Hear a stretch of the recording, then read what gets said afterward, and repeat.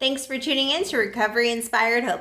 Make sure you click the subscribe button and tap the bell right here so that you can get notified every time that we put out a new video. You did great. What was I even doing? I just want to give a huge thank you to Carrie Page for coming on, for having so much fun with us and sharing her experience, strength, and hope. And we hope that you really enjoy this episode of Recovery Inspired Hope and hearing her testimony. Today, as promised, Carrie Page, we've been trying to get this interview together for a couple months. Yes. That's how I know it's going to be amazing. So Carrie, we've known each other for a while in the recovery community. You just are so committed to recovery, the works of recovery, and your own recovery, and pouring into other women. And that is something that is just really, that just stands out to me. You really walk your talk, not only in your recovery, what people see, but in your personal life too, and in your marriage, and Absolutely. that really shows. So I want to point that out, that, there is life after addiction. There are healthy marriages after addiction. Absolutely. And so tell us a little bit about your story, about maybe how long you have sober, how you made a decision to kind of do something different. Absolutely. So I'm a woman in long-term recovery. I've got a little over 5 years clean. And I was born in North Carolina, grew up in Peachtree City, Georgia, and then Fulton County, Atlanta. And you hear everybody talk about the pain clinics and all that. And I do have issues with my health. I have lupus and rheumatoid arthritis. So of course it was a segue straight to pain clinic. That's what everybody does. That's the solution. For sure. That's what I did. Yeah. I mean, and it, of course that didn't last long, and it went further and it got more out of hand very quickly. For me in particular, I am one that will say prison saved my life. That's not the case for everybody. I know that. But for me, prison did save my life. And I'm grateful for that today, because I wouldn't be sitting here with a healthy marriage and with my own tools in my recovery without having that process in my life. So I nobody wants to go to prison, obviously. Right. But in my case, it was exactly what I needed to be sitting here today and to be able to share and do this with you. And how old were you? Because you're fairly young. 31. Okay, so when you went to prison, how old were you? It was I'm 5 years clean now, so I was 25. 25. That's scary. 23. Well, actually 23 to 25 is when I was incarcerated. Wow. So, yeah. So at 23 years old, you stopped the prime of your youth to go to prison. Yeah. Wow, that is so intense. Yeah. I mean, I was terrified. I didn't know what I was walking into. Of course, I had been arrested so many times leading up to that. And the short stints in jail, calling the parents, being get me out of here, Right. But I didn't know what it was going to look like going for an extended period of time. But grateful that it happened the way that it did, because I consider myself lucky, and I am lucky in the fact that even throughout my active addiction, I was able to remain going to school and still remain educated, grateful to my parents for instilling that in me. And so I like to say that I came into recovery out of prison with not a step up, but I had an idea and a direction in where I wanted to go in my life, for sure. So you kind of picked up from what you the original plan, yes. Small detour. Yeah. Okay, wait, let's get back on track. Yeah, absolutely. Awesome. And I knew I wanted to help people. Yeah. Wasn't sure what that looked like, but it was Athens, our community is amazing. The recovery community is amazing. Yes. For all of you people out here who are not in the Athens community, who are out of state, you have got to come and see what Athens Recovery is all about. We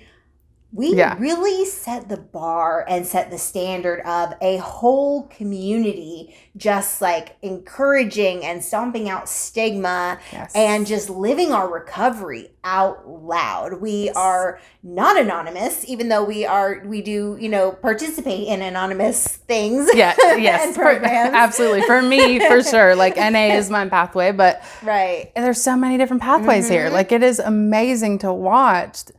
Like women I've worked with and men, and watching them choose what works for them, whether it be fitness or AA or NA, like it is so amazing to watch people find their pathway to recovery, and knowing that my way, just because it's what works for me, it might not work for you, and that's okay. Yes, and that's okay. Yes. We believe in multiple pathways of recovery. Whatever works for you, do more of it. Yes. 100%. Do more of what works. Awesome. So, okay, so when you came out of prison, did you go to like a halfway house or something? You did? I did. Okay. Yeah. And I don't talk about it very often, but I actually went to Freedom from Bondage. Okay. So FFB.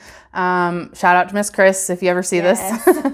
And I wasn't mandated. It was just one of those things. I always tell people this. I got out. My dad picked me up from the prison gates, and you know we're driving here, and I'm like, where the heck is Athens? I had never been here. You know, I had no idea where I was going. I didn't know anybody, and you know, he pulls off Cedar Shoals on the east side, and he's like, all right, here's a pack of cigarettes, $20. Good luck. I'll see you later. And I'm like, wow. Oh, crap. You know, and some backstory to that is I had done a lot of damage to my family. You know, my dad wasn't just trying to like, he had helped me so many times. And there just came a point where he's like, you're going to do it or you're not. You know? So it was like you were really lucky to get that pack of cigarettes and $20. Yes. That was some real grace. It really was. It really was. Okay. And I can relate to that for sure. 100%. And I mean, I'm grateful to Athens. I met my husband here. And you know, I guess I broke kind of the cardinal rule.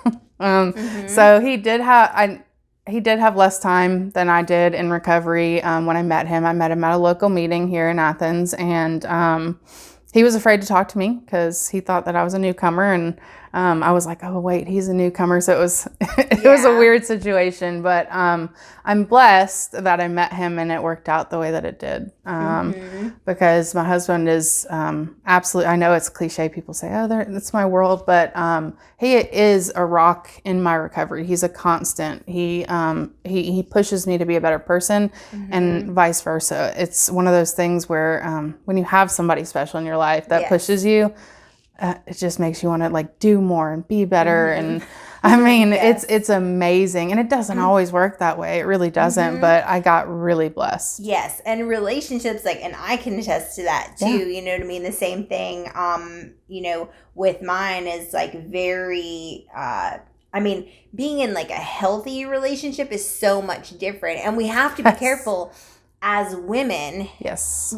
Even, I mean, I say like as women in recovery, but like really women in general, you know, we really have to be careful in relationships about, there's just so many things like boundaries and, you know, codependency, and then like, you know, the abuse, and then you have like the narcissistic people. Yes. Like, You know what I mean, we have to like really be careful because we have to put our recovery first, you know, like, I mean, and I've, you know, Adam and I have like, you know, I've really wanted to get in some arguments with him. You know what I mean? Like, cause I can be petty. Okay. Yeah. But I have to remember like, okay, we have to always put our recovery first. You know what I mean? So like, well, if I act this way, like I could really jeopardize like his recovery, or if he, you know what I mean? So we always have to keep recovery in the forefront. So that makes it even more challenging. Absolutely. Being in relationships, because like relationships, I feel like are the biggest trigger. Yes. In recovery. I see so many girls and guys going out there and they just like hook up, get together, and then next thing you know, they've both left their sober living. They're shagging up intensity down the street, you know what I'm saying? And just like, oh, like, and why? what's crazy about what you just said is, and because I have to be honest, I literally am that girl that left her sober living in the middle of the night to move in with her boyfriend, and I attest that to God for sure, because it could have ended in disaster, 100%. And I don't recommend it to anybody, but it was like, for some reason, I just knew. And it wasn't even a month and a half of knowing him, we were already married. And so now I sit here today and we're about to celebrate our 3-year anniversary of being married. So it's that absolutely is a God thing. Right. 100%. Right. That's not to say it's easy, because it's not. Different personalities, Yes. He wants to do what he wants to do, and I want to do something different. But being that we both have one primary goal, and that's to get another day clean or another day sober, like it makes it a lot easier when the goals combine. And today, like, we just bought our first home. Yay! So yay! Yeah, it's one of those things where I love when we win. I know. It's one of those things. I swear, I look back and I'm like, we were in this, little apartment we're renting, and it was like rundown, and and then now we've got this beautiful brand new home together that we've built from the ground up. And one of Nick's best friends the other day said to him, he was like, when you came in, Nick, you were a mess, and look at you now. Yes. And it's crazy because he's gotten to watch me grow up, and I've gotten to watch him grow up in the process of getting and staying clean. Yes. It's amazing. And that's amazing when you're committed to recovery. Yeah. When you're both committed, because we have like the same thing with me and Adam. We're committed to wanting to change and want to do better, and both committed to serving, as you and your husband are too. It's such a God thing. Absolutely. For sure. So let's talk about that. Tell me a little bit about your spirituality and what part that plays in your recovery. Sure.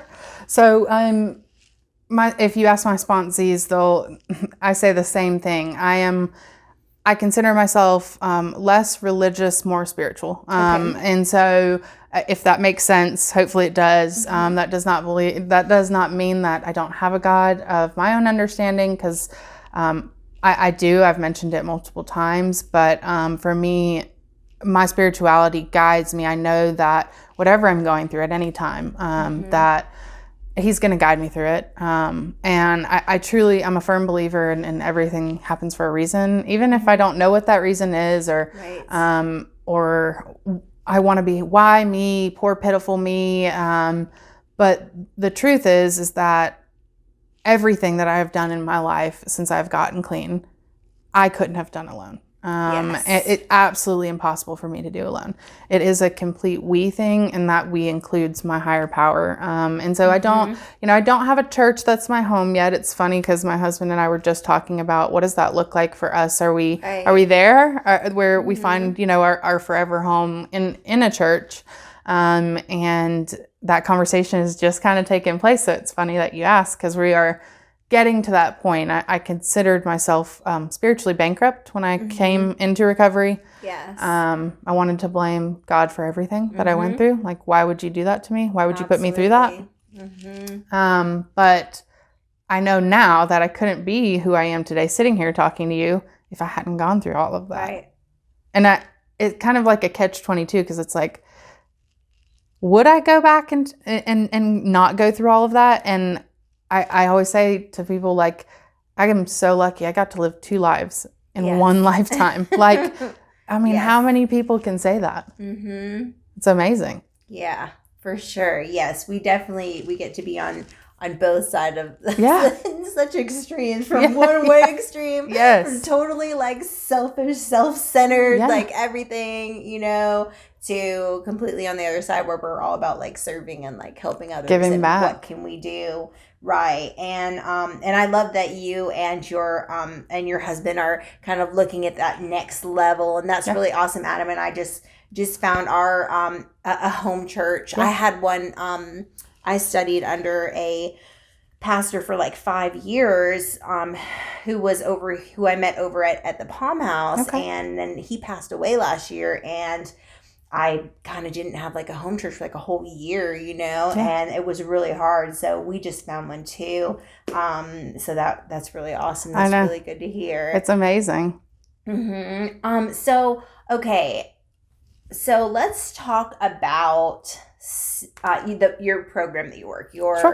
Narcotics Anonymous is the program that you work. Yes. And in that, it includes like working steps and also sponsoring women. Yes. So tell me a little bit about this sponsorship. Yeah. So when I first came into the rooms, sponsorship to me, it seemed like this really ludicrous idea. I was like, wait, you want me to trust a woman I don't know with all of my deepest, darkest secrets? And I'm like, I don't know about that. I was like, I'll see. Okay, yeah. I'm willing to see about it. Yeah. And you want me to call her for 30 days? Yeah, like call you every day. What? Yeah. Hey.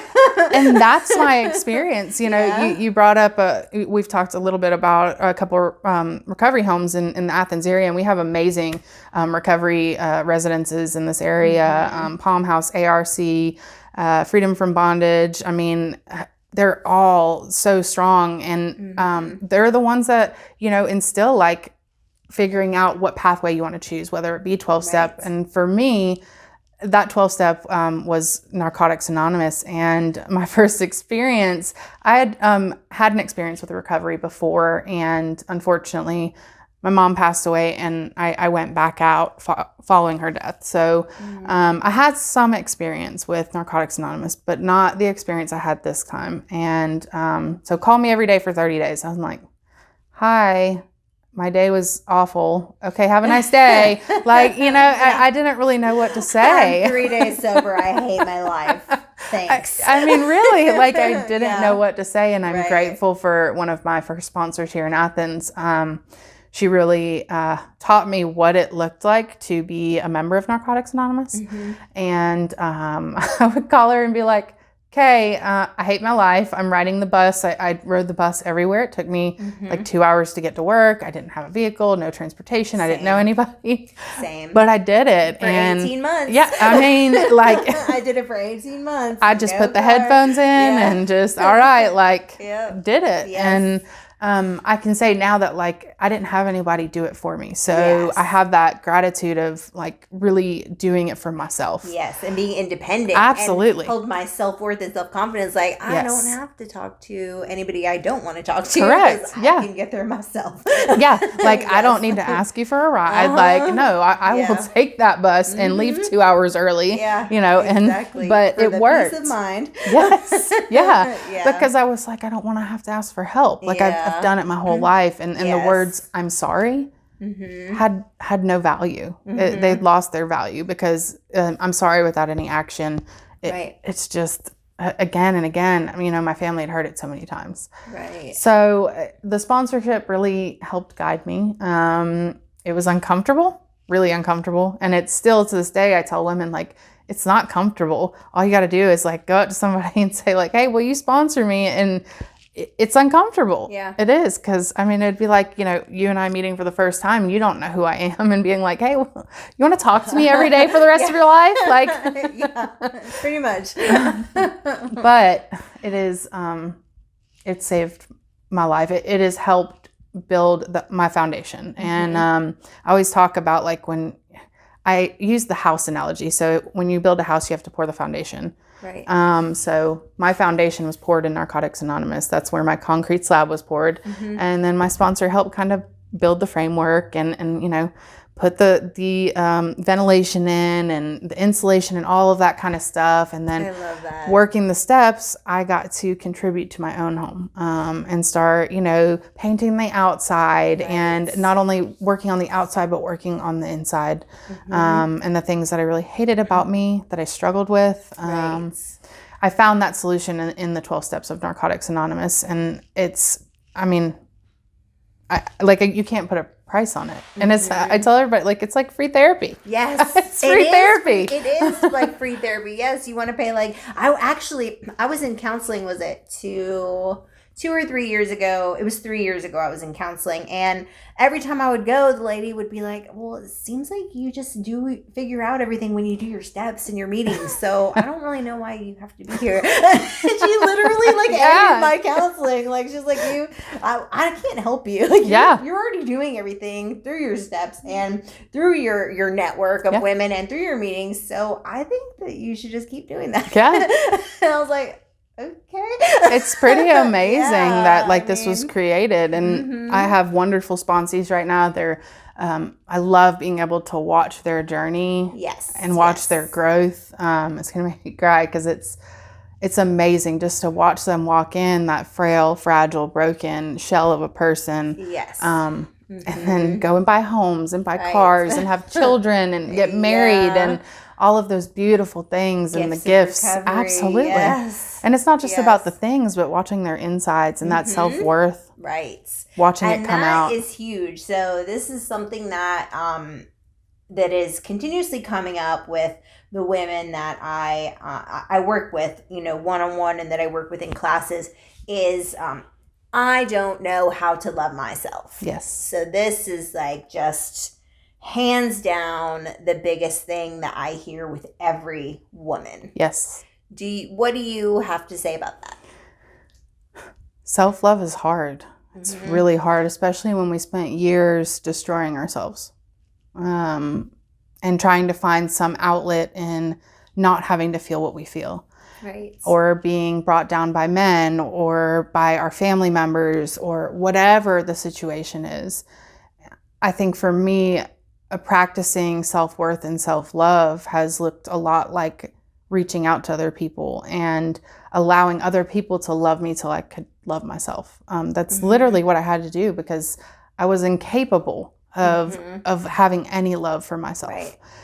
And still, there's days where I struggle. I struggle with self-worth. I struggle with confidence on some days. I'm still a work in progress every single day.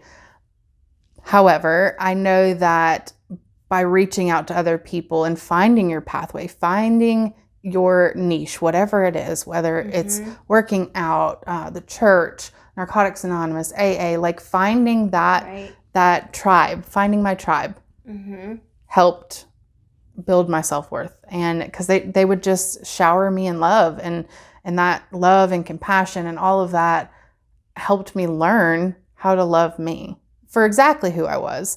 And who I am right now, women in particular, it is something I've seen in the work that I've done and working in a residential treatment and all of this. It's women love to beat themselves up. I'm not worthy enough. I'm not good enough. I'm not pretty enough. I'm not all of these things, but finding what you are, that you are worthy enough, that you are pretty enough, that, all of those things has to do with the work that you're willing to put in to find that true self-worth. Yes, and it is work. Oh yeah. Yes, it is work. It's not easy. I remember like my sponsor told me, this is between, a year and a year and a half sober. Like my sponsor kept saying, one day it's just going to hit you and you're going to be like, I'm worth more than that. And I was like, I don't know. Like, I don't know, and then all of a sudden, like one day it was like, something clicked, you know what I mean? And I was in like a situation, like a relationship situation, one of these like over and over and over again things. And it was like, I was like, I am worth more than that. And I heard it come out of my mouth and I believed it. And I took a year and a half off from like all relationships and was like, I'm gonna pour into myself and I'm gonna build my life up and I'm gonna do what I want to do, because I've never done that before. Absolutely. And it's so scary to like be like, I'm gonna take this time and like set a time and stick with it, you know what I mean? And really say, I'm gonna do this for me. There's a book that I have all my sponsees read. They're all reading it right now, and they'll call me and be like, Carrie, I don't like you. And I'm like, that's okay. You don't have to like me, But it's The Gifts of Imperfections by Brene Brown. Brene Brown. And It's a beautiful book. If you haven't read it, but check it out. It's amazing. And it is all about learning to love you, imperfections and all. Right. You and I have been on our own journey. And I remember the last time that I saw you, I had just started my weight loss journey. I had just started it. Was right after your marriage, or yeah, right after I had gotten like our actual ceremony. I started working on you. Yep, doing the massages. Yeah, yes. Absolutely. And I started, my weight loss journey, and it like that was part of.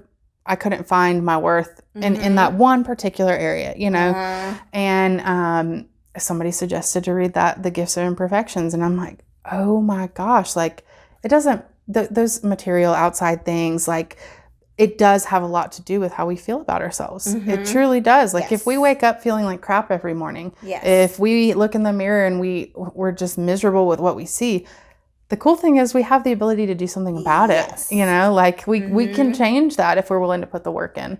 Yeah.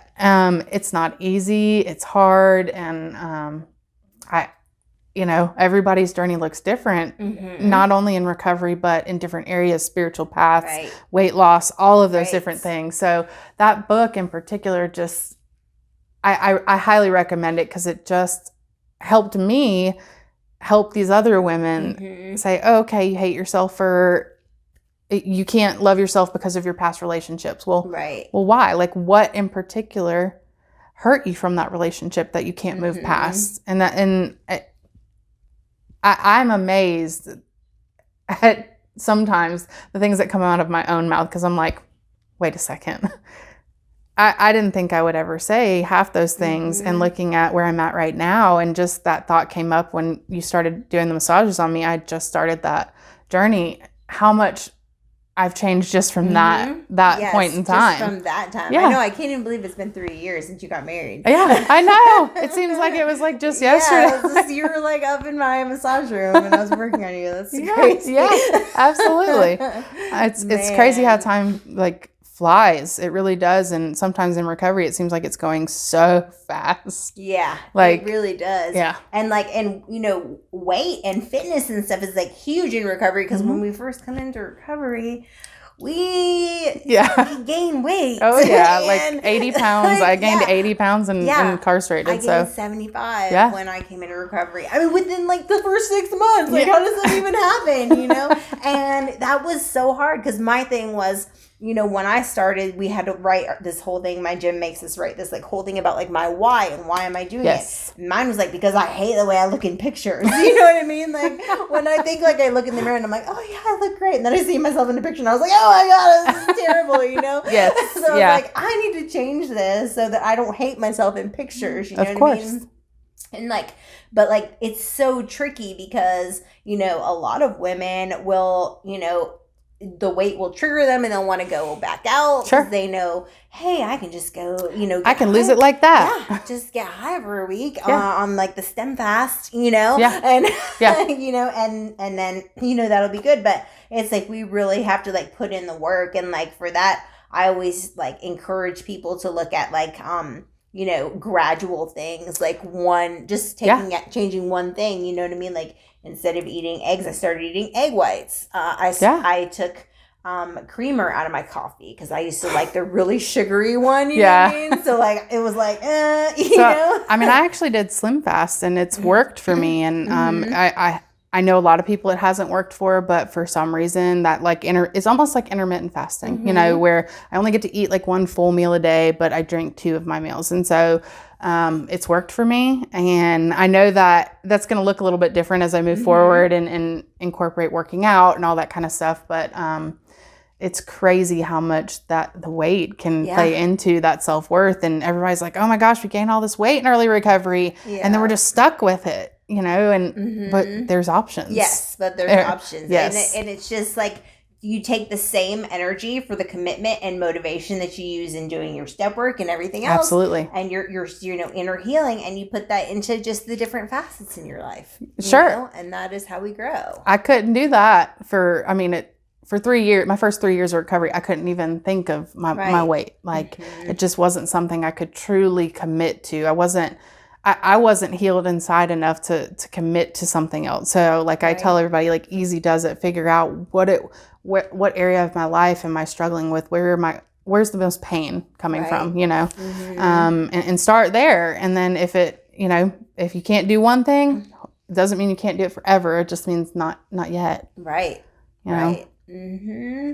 Awesome. Well, thank you so much, Carrie. Absolutely. Thank you for all of your wisdom and your experience, strength, and hope. And you guys make sure you subscribe to Jamie Tall on YouTube. I can't wait to put this video out. It's going to be amazing. We've been trying to do this for 3 months. So yeah, I know. We finally made it. And we will see you guys next time on Recovery Inspired Hope.